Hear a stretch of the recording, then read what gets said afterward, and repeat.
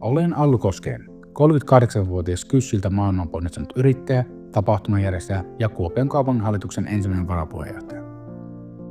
Mietin pitkään uudelleen ehdolle lähtemistä, koska ei ole enää minä, vaan me. Onneksi perhe on täysillä mukana tukemassa tehdä Kuopiosta entistä parempi paikka asua ja elää sekä yrittää. Ei ole yhdentekevää, minkä perinnön jätämme lapsillemme. Kuopiota pitää johtaa koko kaupunkia ajatellen ja muistaa, missä täällä tarvitaan palveluita eniten. On ymmärrettävä, että vanhoista rakenteista ja toimintatavoista pitää päästä irti sekä meidän pitää rohkeasti uudistaa koko palveluverkostoa. Samaan aikaan meidän pitää huolehtia meidän pito- ja vetovoimasta. Miten saamme Kuopioon lisää yrityksiä ja sitä kautta työpaikkoja? Koulut pitää myös olla sellaisia, että niissä on hyvä oppia ja opettaa sekä ne on turvallisia. Urheilua ja kulttuuria pitää myös meidän vaalia Kuopiossa sekä antaa resursseja tähän. Elämän Kuopion puolesta Allu Koskinen.